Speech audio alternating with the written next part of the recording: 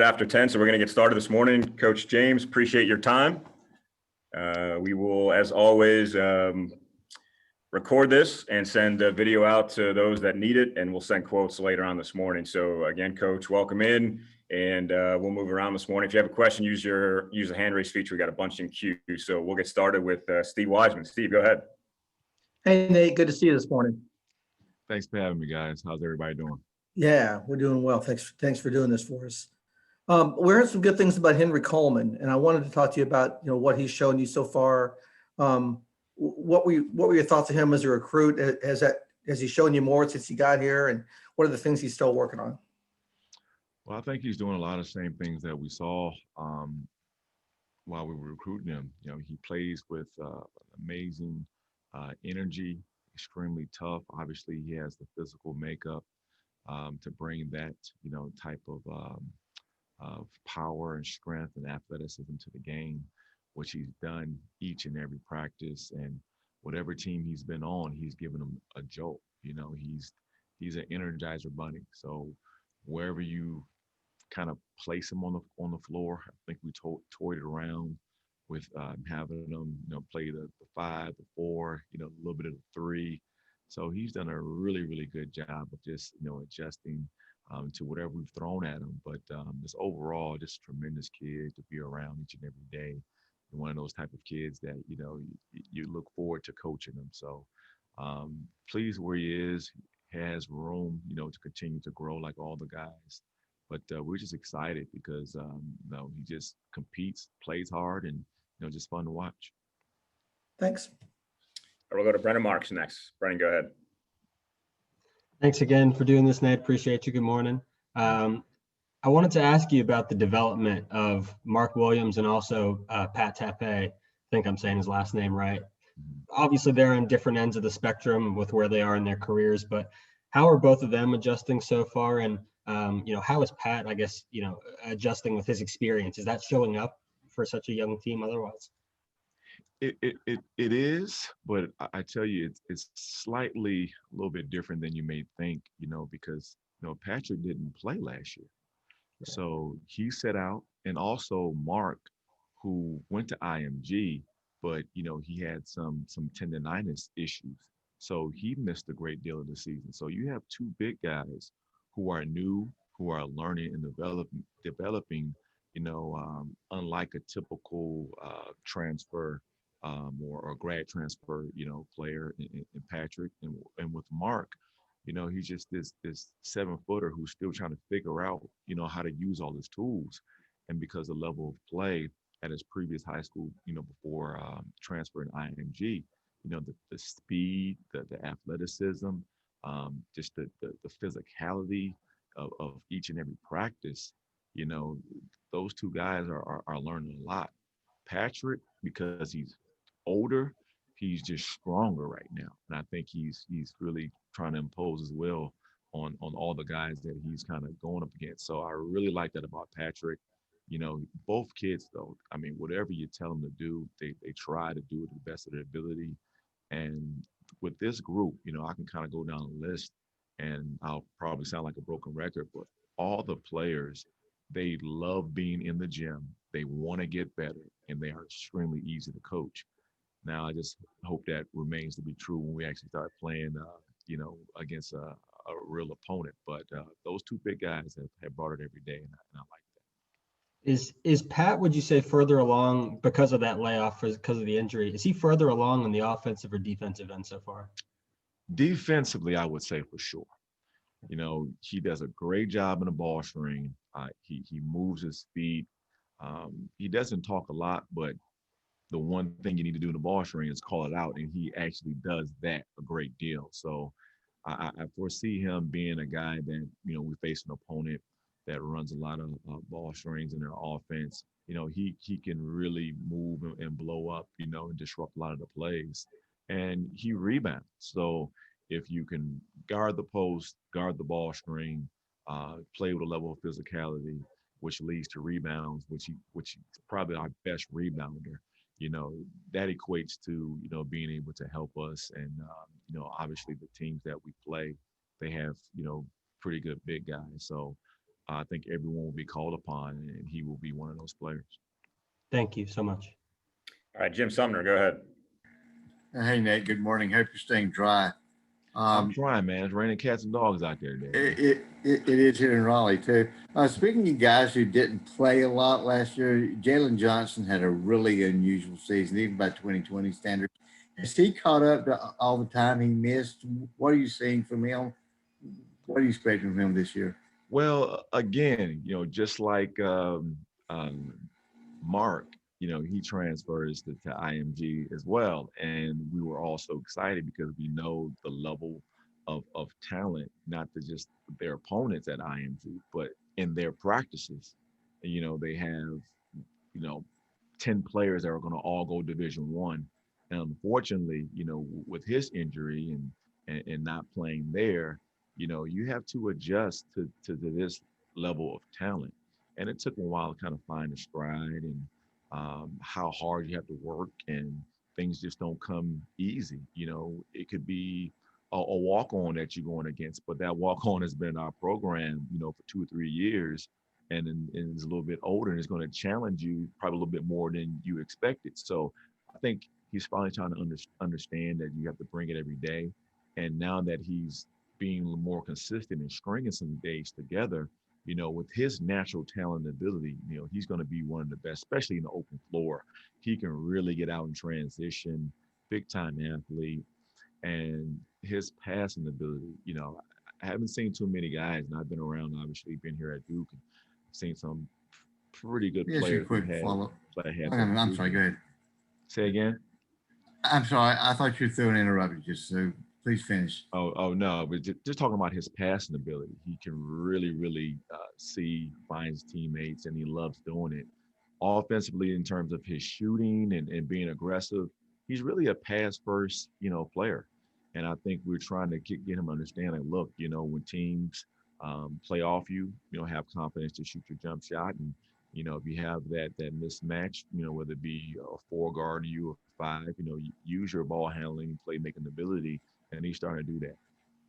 Yes, a quick follow up, if I may. When you played, you were known as a badass. Does this team have a badass? I think we do. I think Henry. I got my eye on him. I have my Nate's dog pound bone. So if he does a good job, I'll pass that along to him to keep tradition alive. But I think we have a few guys. I think Jamin Brakefield.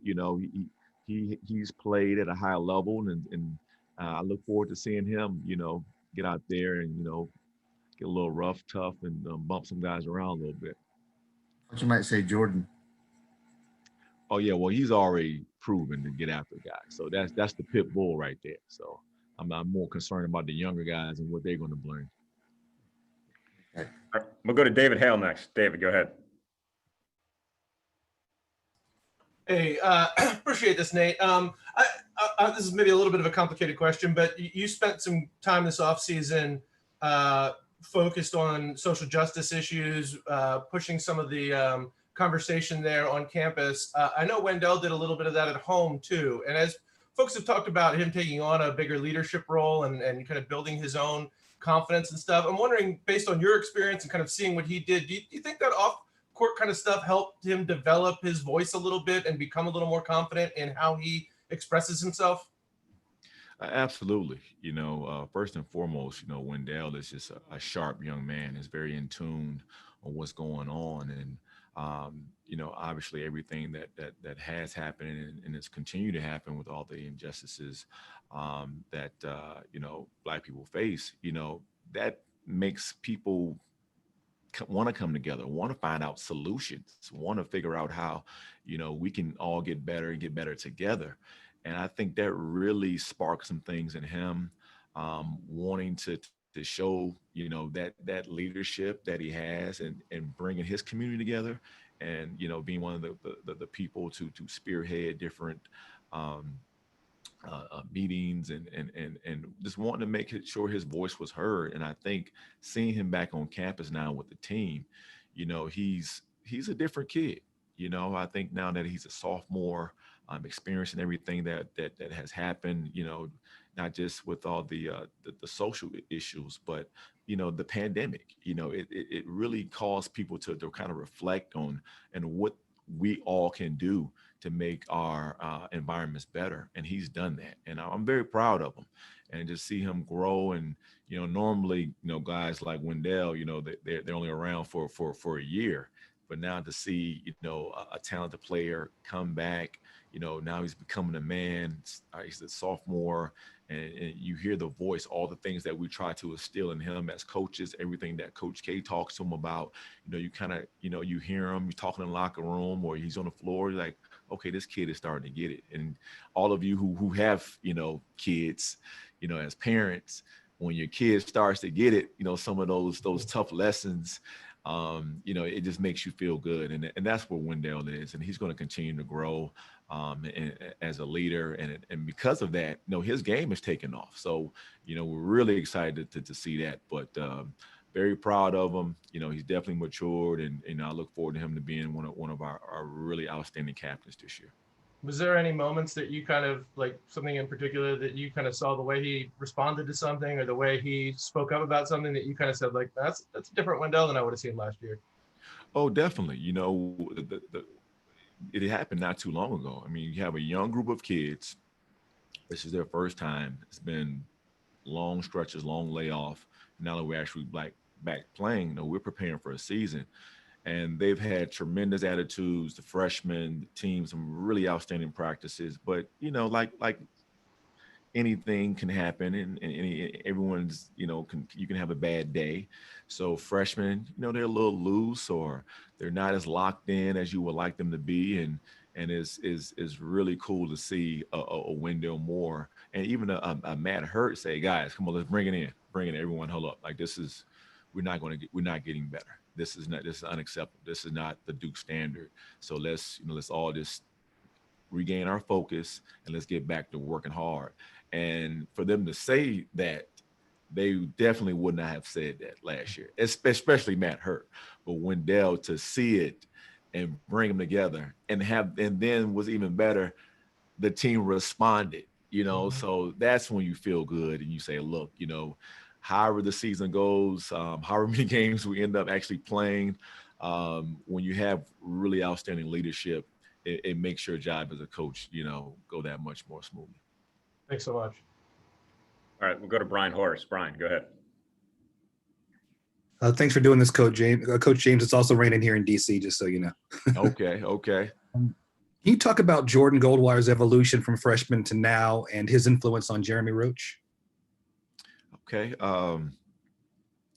Well, Jay Gold, he came in, recruited him.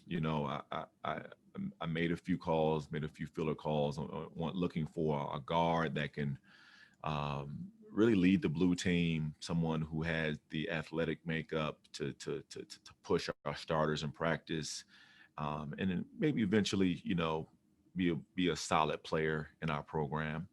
And freshman year, we believe Jordan, he did that, but he was young. We had a young group of guys who was inconsistent, and a lot of long talks before and after practice, watching film, to help him get better. And so his first couple of years, he was just okay.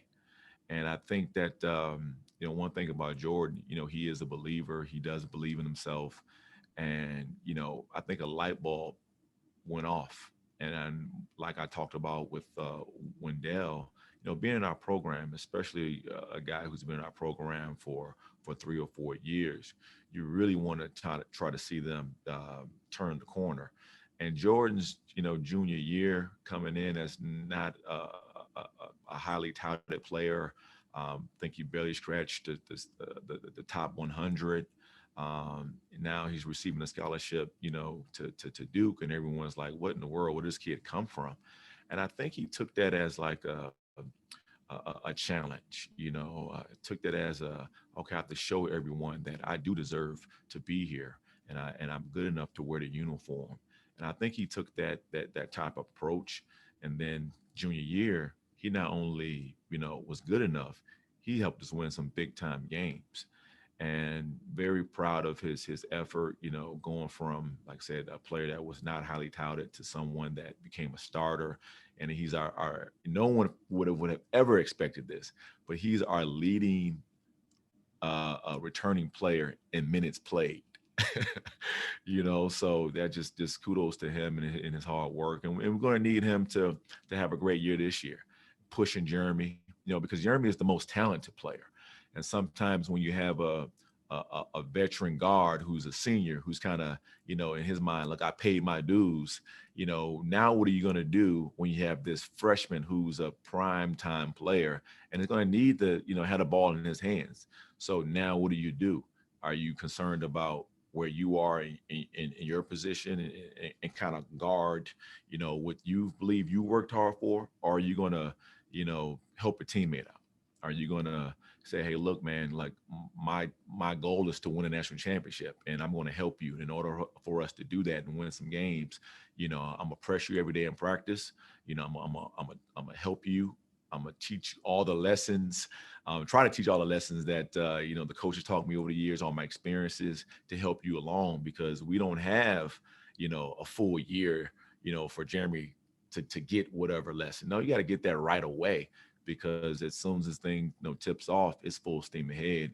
And so far, Jordan's done a great job of doing that. And I think when we have every player looking out, for the name in the front and not the name in the back, that's when you have a true sign of being a team and being together.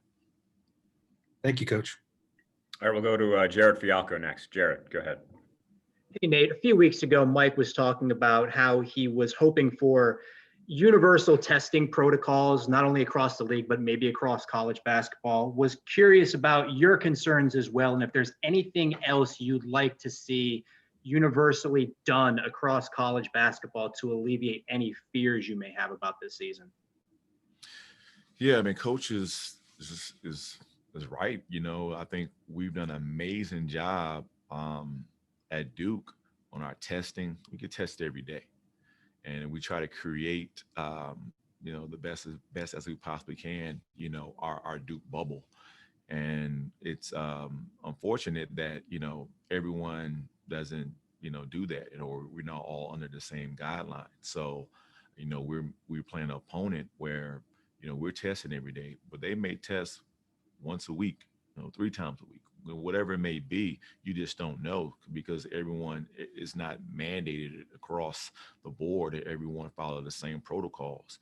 So there is, a level of concern, a high level of concern, because cases are going up. I mean, you may not hear about it as much as we did early on, when the virus first started to spread, and it's on the news each and every day, multiple stations, and everyone's locked up and quarantined at home, and you seeing what the virus is doing. But now that's not the case, so, we're out, we're working, and then we're trying to prepare our guys to have a season, but cases are still going up. And to not have a clear-cut mandated protocol for every school, it does make you uneasy. This may be a bit of an apples to oranges type comparison, but your school, obviously for football, doesn't allow anybody in stands. You look at what happened at Notre Dame Clemson this past week, where they had a large contingent of the student section there. And I don't know if you saw what happened at the end of the game, but could you ever envision a scenario where states' laws allow certain numbers of fans that other states don't, or even by school, where a court storming would take place? And how much danger do you think that puts your guys in? Yeah, I mean, obviously, there's reasons why they're social distancing and mask, and a number of fans allowed or not allowed in our case here at Duke. Is because you want to do everything you can to stop the spread. And anytime you have a lot of people in a small amount of space, just percentages, someone is going to have it, and you don't want that to spread, to anyone, let alone any member of the team or coaching staff. So it is, a high level of concern.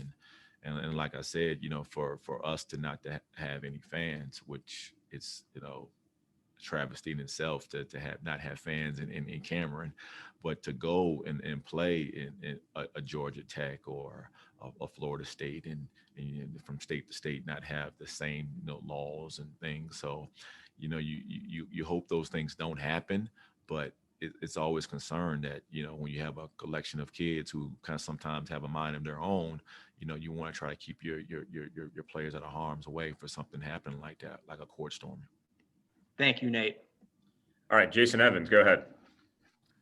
So we heard from Coach K a couple of weeks ago that one of the things he was looking for from the team is some separation. Mm-hmm. You've got 11 guys who we've heard great things about on these Zoom meetings. Do you have a sense of where that separation is starting to happen, and who are the guys who look like starters, and who are the guys who look like they're probably going to be the main rotation guys? Yeah. Well, it is tough because it was pretty even, for a great portion of the preseason. What we didn't know, and you started to toy around with different ideas of how to play, 10, 11 guys, pressing and playing more of an up-tempo style, which we always wanted to do, but all of Duke basketball, and our rotations and how many guys coach actually would like to play, because you do want separation. You want to find out who are the best players, and any good coach, you want to play your best players, and have them on the floor, but you don't want to lose anyone, because we do have some depth. We do have some quality young guys. So if we would start a group today, I think the ones who've shown that they're a step above right now at this point are returning guys. Wendell, Matt Hurt is playing extremely well before he tweaked his knee in the last scrimmage, and Goldwater, with his physical makeup, his defensive ability, his shot has gotten better. So, he's shown that, he's one of the guys. And then Jeremy Roach. I mean, he's the dynamic guard that we've always had, that really makes our team go. He's big time in the ball screen, can really shoot the three, can get after you on the ball. He's just young and will have to learn, to run a team, but the talent is there. And then the fifth guy, I would throw Jaylen Johnson in there right now at this point, because of his overall talent. He has tremendous upside. So that unit has looked really good at times. And the guys kind of the sixth, seventh man, eighth man. I would throw a DJ, a Mark Williams, Henry Coleman in there, and those 6th, 7th, 8th, 9th guys. Sometimes they flip flop from day to day, but I think that would be the starting five if we had to go. So really quick follow. I noticed you didn't mention Joey Baker, and I was wondering about the shooting on the team. Can you talk about Joey for a second, and where's the team stand in terms of, outside shooting ability versus some recent Duke teams? We haven't been as good an outside shooting team in the past couple of years as maybe in the past. Right. And I apologize for leaving Joey out, because he's actually been playing really well, because he is one of our best shooters. And I think if I would have to, I won't say rank this team as being, I don't know where we would be compared to some other really good shooting teams, but you all know and watched us. We've had some not so good shooting teams, outstanding players, whether it be interior guys or just dynamic wing slashers, drivers, scorers, but just flat out, top to bottom shooting. I put this team up there. I mean, Jeremy Roach can really shoot the ball. Matthew Wendell, Goldwater has improved in that area. DJ can flat out shoot the ball. Joey shooting really well. Jamin, in practice, these guys are shooting 40% from the three, with all the accumulated threes from I think this is our 20-something practice. So we have a really good shooting team.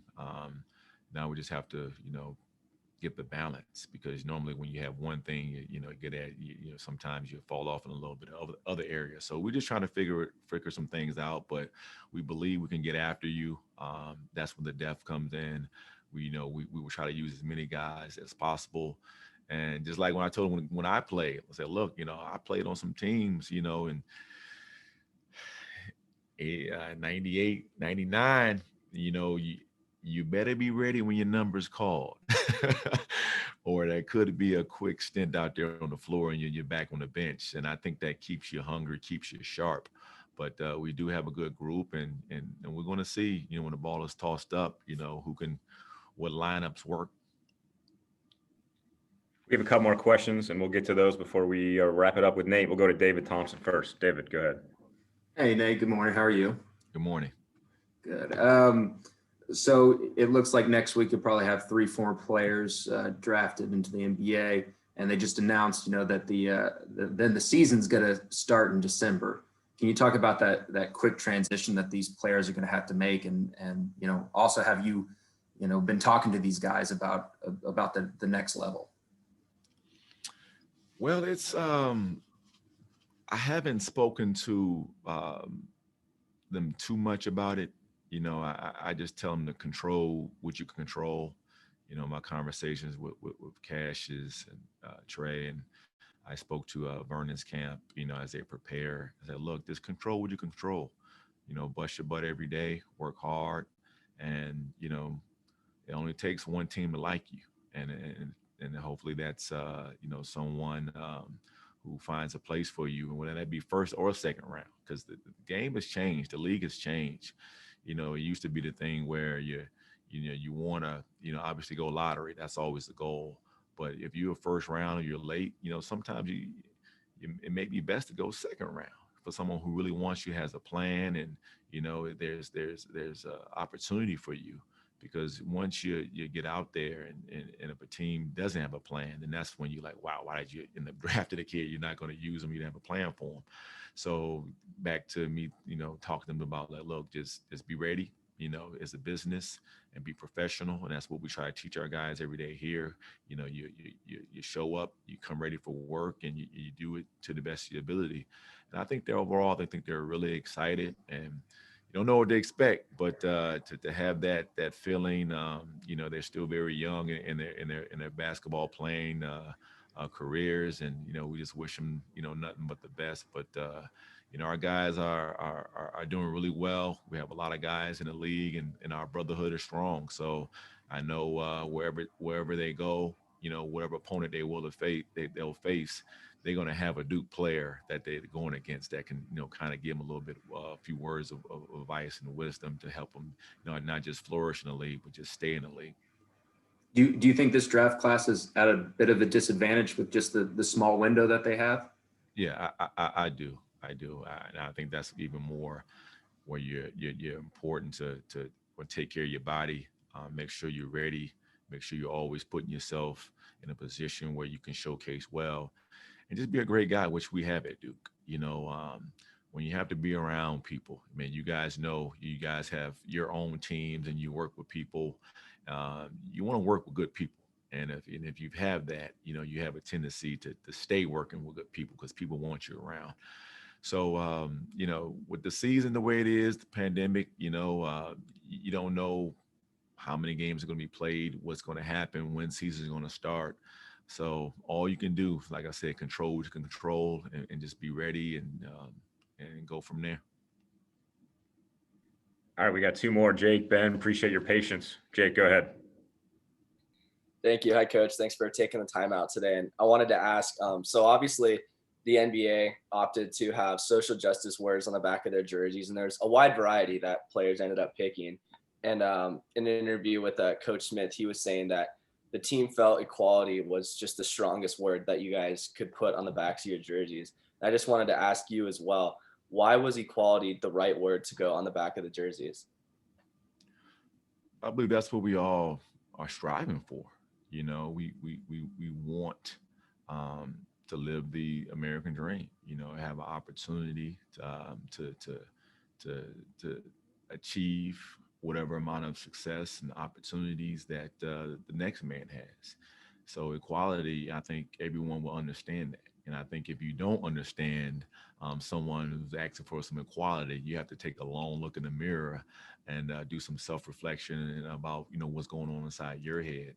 So we just felt that, with everything going on, that was a word, that was one that was powerful. That's one that we all believe in. And at the end of the day, that's what we're working and striving in, and that's what this country was about.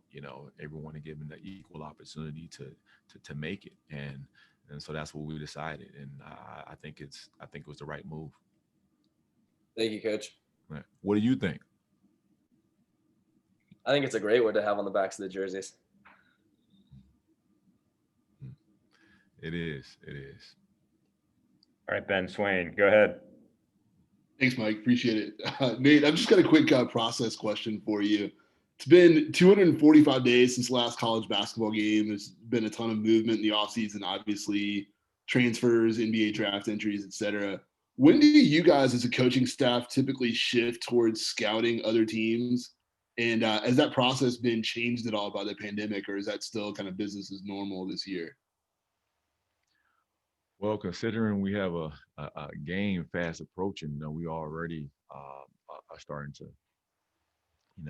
get to know our opponents. Watching some of their film, from the previous season, and depending on what their schedule is and how many games they would have played by the time we'll face them, we're locked in. You have to know your opponent the best as you possibly can, to give your guys the needed information to go out there to perform and to win. So now that we're in season, I mean, it's go time. And I think now the question is, with this group is, once we learn the information as coaches, how much do we actually give them? How much can they, really retain before it becomes just information overload? So that's really one of the main things that we kind of toy with, is just figuring out, if a team runs 10 things, do we just give them 3 and just hope for the best and just focus on Duke? So that's pretty much, as the season as it gets rolling, what we try to focus on the most. Thanks. All right, Coach James, really appreciate you taking the time this morning. Thank you again, and we will talk to you soon. Best of luck this year. Yeah, I appreciate it, guys, and thanks for having me. And all of you, just stay safe. Stay safe, man. Thank you very much, Nick. Thanks, Nate. Appreciate you. Mike, Nate. Coach. Thanks, Mike. Appreciate you.